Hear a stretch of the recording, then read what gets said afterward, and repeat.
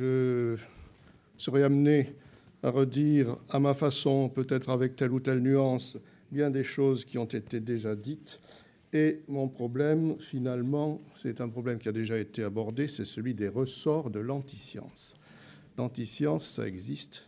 On en a beaucoup parlé. On peut se poser des questions sur son étendue, son influence, etc. Mais l'antiscience, ça existe. Et quels en sont les ressorts? Alors, je suis philosophe au départ, j'ai fait des études scientifiques. Les philosophes admettent comme un postulat que la raison l'emporte sur l'irrationnel par la seule force de ses arguments. Ce raisonnement est contradictoire, car ces philosophes ne cessent de se contredire entre eux, sans parler des leçons d'une histoire qui n'en finit pas de montrer le contraire. Alors, c'est la raison pour laquelle il est important de réfléchir sur les racines de l'antiscience ou de la méfiance vis-à-vis de la science. Qu'est-ce qui, dans la psychologie humaine, nourrit cette méfiance? C'est un sujet sur lequel il convient de réfléchir sérieusement. Luc Ferry l'a déjà dit tout à l'heure. Et c'est un sujet qui avait inspiré Jacques Monod dans sa leçon inaugurale du Collège de France le 3 novembre 1967. Au tout début de cette leçon, il porte un diagnostic sur la source de l'anxiété, de la profonde méfiance, dit-il, que tous nos contemporains éprouvent, selon lui, à l'égard du monde moderne et de la science elle-même. Quel est ce diagnostic? Eh bien, à ses yeux, la raison n'est que la source même de la science dans la connaissance objective et dans l'éthique qui la fonde demeure obscure pour la majorité des hommes. La source de la connaissance objective ne se laisse pas facilement découvrir. Il y a une difficulté, voire une cécité. La réflexion qui y mène est un effort réel. Bien sûr, on a un petit peu parlé d'épistémologie. L'épistémologie n'est ni facile ni répandue. Est-ce que ce diagnostic est le seul possible? Je ne pense pas. L'appétit d'apprendre que manifeste le cerveau de l'enfant, le cerveau qui se construit, est incroyable. Et l'activité de connaissance objective a entraîné la culture occidentale d'une manière considérable pendant des siècles. À côté des religions dont Monod parle un peu, et qui sont le plus souvent des systèmes dogmatiques de règles de vie individuelles et sociales. Au fond, Monod se trouvait face à une polarité. Il pensait que les religions dont il parlait diminueraient dans leur influence. On observe le contraire, au moins pour certaines. En tout cas, il est clair que ces croyances religieuses, qui norment parfois d'une façon extrêmement rigoureuse la vie individuelle et sociale, ne peuvent pas ne pas s'opposer frontalement à la liberté d'innovation, à la créativité nécessaire à l'épanouissement de la science, et que donc la science est très proche de la démocratie, ou même fondamentalement liée à la démocratie dans son principe, sans doute depuis la Grèce. Alors, mon sujet, ce n'est pas science et religion, même si cela le touche. La coexistence, sinon le compromis historique, entre science et religion est aménageable, l'a été fréquemment. Je pense pour ma part qu'il ne faut pas céder ni passer trop de compromis. En tout cas, la question sur les racines ou les ressorts de l'antiscience, qui n'est pas tout à fait celle des motifs dont l'antiscience se nourrit dans une certaine actualité, eh bien, cette question n'est pas facile à résoudre. Il ne s'agit pas seulement de l'impérialisme constitutif de tout système de pensée préélaboré, prêt à être utilisé, si je puis dire. Il ne s'agit pas seulement des mécanismes de compétition ou de sélection des idées à la Monod, ou des mécanismes de diffusion et de renforcement autocatalytique des systèmes de croyances et d'idéologie, la contagion des idées. Tout cela est plausible, bien sûr, mais je ne suis pas convaincu et je ne suis pas sûr que la question de la méfiance soit elle-même bien posée.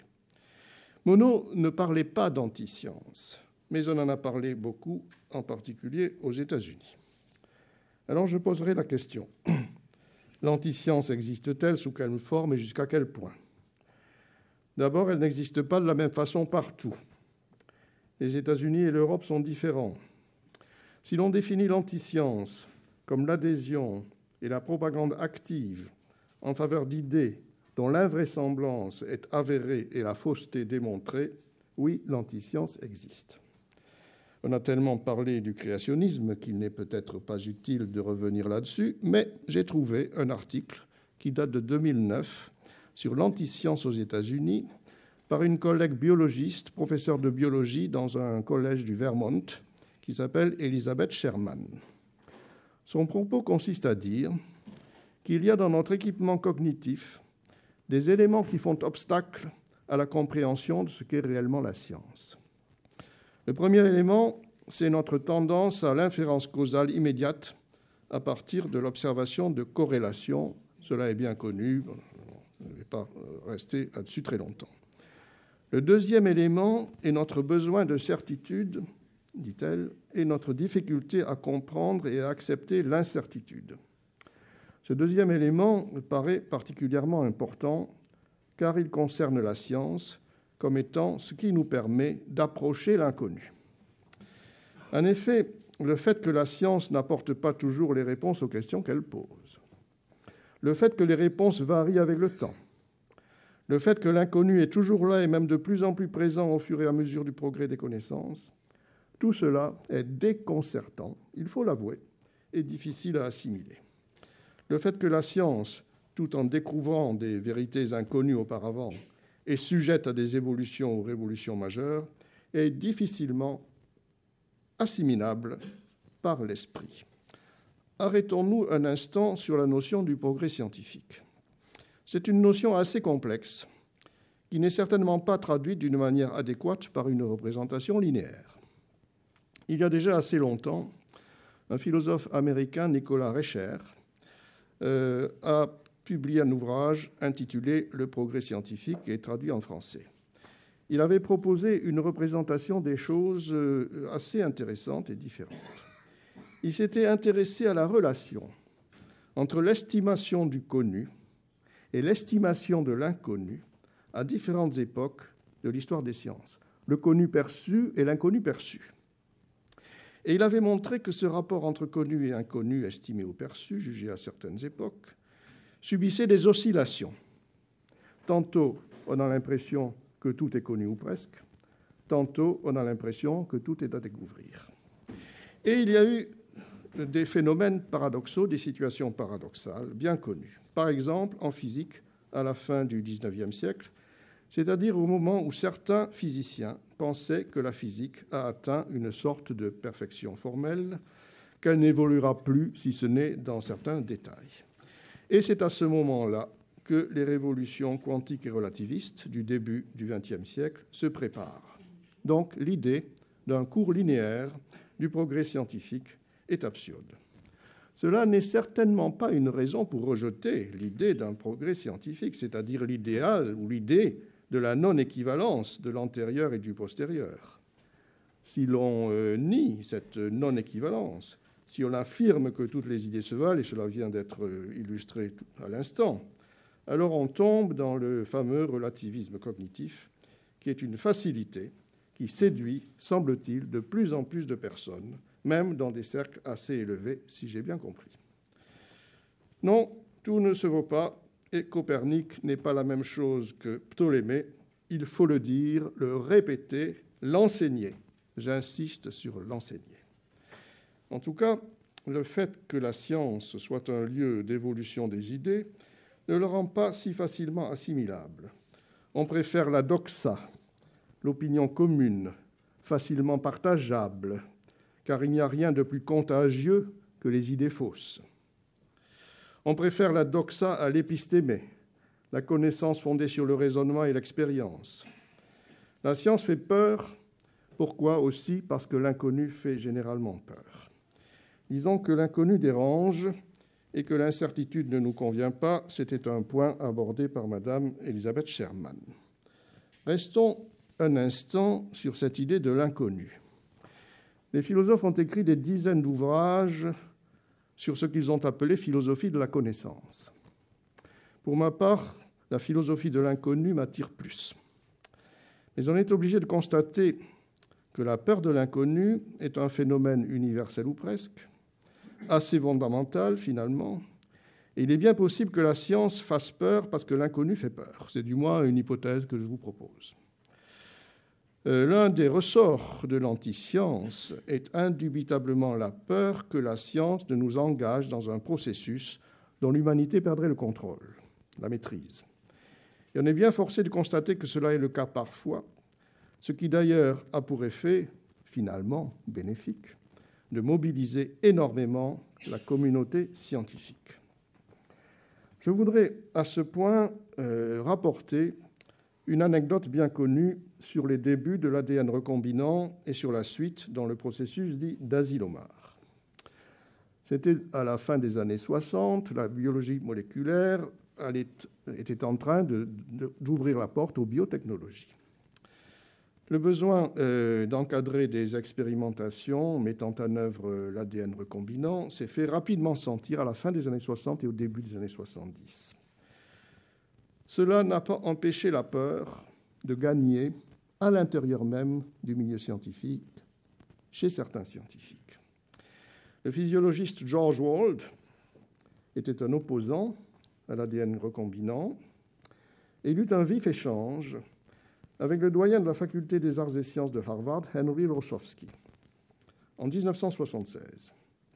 Échange au cours duquel Rossowski s'écria à l'adresse de Wald: « Vous êtes en train de me dire que vous avez peur de l'inconnu. Je croyais que le but de la science, c'était d'explorer l'inconnu. » Moyennant quoi, Rossowski décida l'installation d'un laboratoire sécurisé de niveau P3 sur le campus de Harvard. Alors, une fraction de la communauté scientifique s'est engagée fortement dans la recherche sur l'ADN recombinant, sans que les catastrophes attendues ne se produisent. Cependant, au prix, il est vrai, de quelques problèmes, la recherche a été très encadrée par des lignes directrices, puis par des lois, et maintenant, l'ADN recombinant est une technique dont nous bénéficions tous dans la médecine et la pharmacie. Alors, la peur de l'inconnu est le but de la science. Je crois que cette remarque profonde de Rossowski est véritablement à prendre en considération. Je crois que la peur de l'inconnu est quelque chose de très variable selon les individus. Et c'est pour cela qu'il est nécessaire d'adopter un sens de la variabilité individuelle qui est indiscutablement un acquis de la biologie moderne, qui était largement ignoré il y a quelques décennies. Et cela doit nous empêcher d'en rester au niveau des aimables généralités. Il y a des gens dont l'inconnu est le métier et qui ont vocation à cela. Il y a aussi sans doute un mélange chez les scientifiques d'attrait et de perception des risques, de peur parfois. Perception qu'ils sont particulièrement bien placés pour avoir. Et donc là encore, il s'agit d'une psychologie assez complexe. J'ai mentionné l'histoire de l'ADN recombinant, c'est exactement cela qu'elle illustre. Aujourd'hui, je le répète, les applications médicales de l'ADN recombinant sont banales. J'ajouterai la remarque suivante qui s'applique cette fois à tous, sans exception. C'est sur la peur. La peur, c'est une émotion fondamentale de l'homme, et pas seulement de l'homme. La peur est particulièrement aisée à déclencher, et donc aussi à entraîner par manipulation, bien entendu. Une fois déclenchée, elle est particulièrement difficile à contrôler, et ceci a été vérifié par la neurobiologie, qui montre que les circuits émotionnels sont plus puissants que les circuits qui peuvent venir les contrôler. Il n'y aurait donc pas, en la matière, d'égalité ni même de synchronisation possible entre la peur et son contrôle. La peur est instinctive, elle est très ancrée. Mais revenons à nos moutons. L'inconnu relève du possible. Il est l'objet d'hypothèses. À l'opposé du besoin de certitude, la science nécessite l'ouverture des possibles et un certain doute sur nos hypothèses concernant le fonctionnement des choses. Il y a des gens qui ne supportent pas le doute. Comme l'écrivait Claude Bernard, l'expérimentateur doit douter, fuir les idées fixes et conserver sa liberté d'esprit. la liberté d'esprit, voilà ce qui est fréquemment redouté. Elizabeth Sherman notait que l'incompréhension de la science est très présente dans de très nombreuses institutions. Une de ces cibles était l'administration Bush, critiquée par de nombreux scientifiques pour sa politique scientifique et pour la manière dévoyée par laquelle la science rentre ou ne rentre pas dans les décisions politiques. Une autre cible d'Elizabeth Sherman, c'est le système éducatif américain libéral. Et elle remarquait que dans certaines écoles, il était demandé aux professeurs de sciences de lire une déclaration reniant l'évolution. En 2009, selon certaines données, environ la moitié des Américains n'acceptaient pas l'évolution, est-il dit dans l'article en question. Aux États-Unis, c'est encore un développement que j'emprunte à Elizabeth Sherman, l'anti-science va avec l'anti-intellectualisme, c'est-à-dire l'anti-liberté critique de l'intellectuel. En France, on n'en est pas là, même si le terme d'intellectuel, permettez-moi de le noter, est parfois utilisé ici ou là d'une manière un peu péjorative, avec ou sans préfixe. Pour revenir à l'anti-évolutionnisme, si nous n'en sommes fort heureusement pas à ce degré en Europe, cependant, si j'ai bien compris, de telles attitudes augmentent. Au fond, l'anti-évolutionnisme va très bien avec l'idée d'une société entièrement réglée, stable et fermée. C'est ça, le fond de l'anti-évolutionnisme. Il faut bien le constater, la science et l'anti-science coexistent. Coexistent même parfois dans la même personne. J'espère que je ne vais choquer personne ici, et même si je choque, eh bien, je prends sur moi. Comme si plusieurs systèmes de pensée ou de croyances, d'orientations opposées, le libre examen dans le domaine de la recherche d'un côté, l'adhésion invétérée à des systèmes de pensée prédéterminés de l'autre, pouvaient déterminer tour à tour les idées, les actes des individus, même les plus éclairés, selon les circonstances. Nous pouvons fort bien être pleins de contradictions. C'est même un état assez fréquent, me semble-t-il. On peut être à la fois un brillant chercheur dans son domaine et un partisan de l'astrologie dite scientifique. Je l'ai vu de mes yeux. En outre, nous sommes fréquemment devant des situations assez complexes et pour certaines raisons, il apparaît préférable d'adopter des moratoires sur tel ou tel projet de recherche. Le scientifique hésite, il veut en quelque sorte s'assurer contre les risques. L'exploration de l'inconnu peut réserver des surprises. Alors, je pense qu'une meilleure connaissance de nos manières de fonctionner ou d'agir, une meilleure connaissance des ressorts intimes de nos pensées, de nos actions, aiderait dans de nombreuses circonstances. Une meilleure prise en compte, par réflexion, de ce que nous sommes réellement aiderait. Ce n'est pas être un horrible scientiste que de dire que, généralement parlant, la connaissance vaut mieux que l'ignorance. Le genre de connaissance utile en la matière, je crois, se trouve à l'interface entre les sciences de la nature et les sciences humaines et sociales, et plus particulièrement à l'interface entre neurosciences et psychologie. J'ai déjà un peu mentionné les neurosciences. Alors je sais bien que les sciences humaines et sociales sont parfois décriées. Elles ont une énorme difficulté à adopter le régime de scientificité propre aux sciences de la nature. Et il y a de bonnes raisons pour cela. La difficulté de la preuve en sciences humaines et sociales entraîne ou peut entraîner une certaine rigidité, voire un dogmatisme ou une idéologisation. Il me semble aussi qu'un levier dont on ne peut guère se passer lorsqu'on pose les questions qui sont posées ici, c'est la culture générale. Je sais bien que ce sujet est particulièrement explosif, mais on ne peut pas ne pas l'aborder, car la culture générale produit indiscutablement des instruments de jugement. La culture générale, qui comprend bien évidemment la culture scientifique, cela a été dit, ne doit pas être négligée face au retour de l'obscurantisme et du dogmatisme sous toutes ses formes. Alors, la culture générale et la culture scientifique. À cet égard, je dois dire que nous devons être particulièrement reconnaissants à Claude Allègre, alors ministre, pour avoir mis en application en France certaines recommandations de la Commission européenne à l'issue d'une conférence de l'ALLEA, l'Alliance des académies européennes, sur l'histoire des sciences et des techniques en Europe, qui a eu lieu à Strasbourg en 1998. Alors j'en étais, si je puis dire, le porte-plume. Claude Allègre a donc confié à notre collègue Dominique Lecourt une mission qui a abouti à la création de postes et a donné un coup de fouet considérable par l'enseignement à la culture scientifique dans ce pays et aussi ailleurs sans doute. J'insiste sur l'enseignement. Et je voudrais ici rendre hommage à l'Académie des sciences qui a œuvré sans relâche dans ce sens depuis des décennies avec un nombre considérable de membres dont certains sont ici.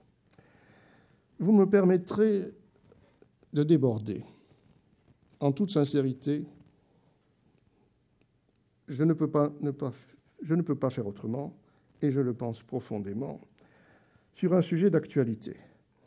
Remarque personnelle, mais que beaucoup d'entre nous, je pense, pourraient faire. Je vous prie de m'excuser si je vous choque, et j'endosse cette responsabilité. Aucun de mes parents, que ce soit au lycée de Montpellier ou dans une école primaire supérieure à l'époque, n'ont appris ni le latin, ni le grec, ni l'allemand. En classe de 6e, au lycée Paul Sabatier de Carcassonne, en 1955, j'ai pris le latin et l'allemand.